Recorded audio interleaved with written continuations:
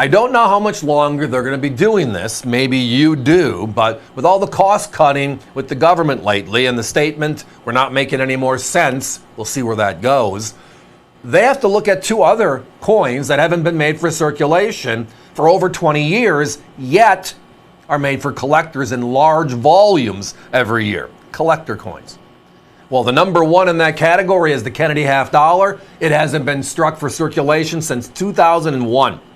But every year, 1.5 to 1.6 million collectors dive in and add to their collection. Well, the good news is here, the 2025 Kennedys, all of them are in stock, ready to go. So let's chat. So there's the normal, the P and the D, the coins that were in circulation. They were just released. You can buy them from the U.S. Mint in rolls and bags. You cannot buy them individually. And if you want them individually, you have to buy them in uncirculated sets later in the year, but then you got to get all the other coins as well. So we're always buyers, and we just put together the packages. And as you very well know, price them like nobody else. But the proof set came out not too long ago as well, which means we have the P, the D, the uncirculated coins, and we're showing you the obverse and the reverse of each coin here in our three-piece set. And then that beautiful San Francisco proof. The coin you can see yourself in the mirrored background. The most limited of all our production every year is that beautiful proof. Now, we found P's and D's available in the open market right now, and with the gotta buy a bag, gotta buy a roll kind of a concept, we are seeing prices at $6, $7 a coin. We are also seeing people selling the proofs for upwards of $23, $24, $25 each. Now, part of it is the rumor that this is the last year of the Kennedy. It's going to be totally redesigned next year into the USA 250.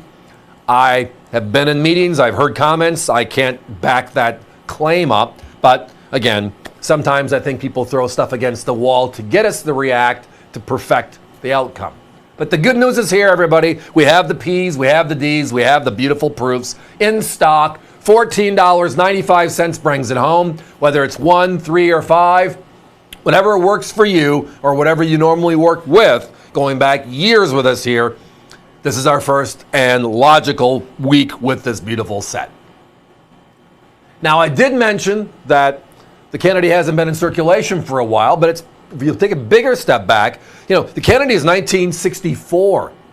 So we're looking at 60 plus years of this coin out in circulation, in essence, right? But that really stopped in 2001.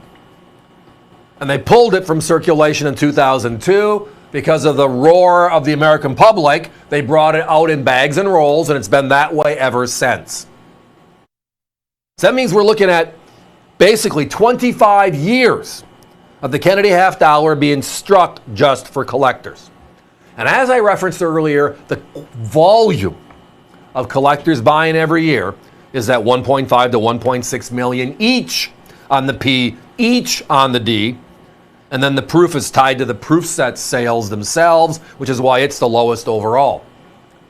So there are three. It's the PDS, Philadelphia, Denver, and San Francisco. We're showing you the front and back of each coin. The back is universal for all three of them. The front changes based upon the mint mark, Philadelphia, Denver, and then the proof, obviously, with San Francisco. Guys, give me a 1 minute clock. We just wanted to make sure everybody knew we had it.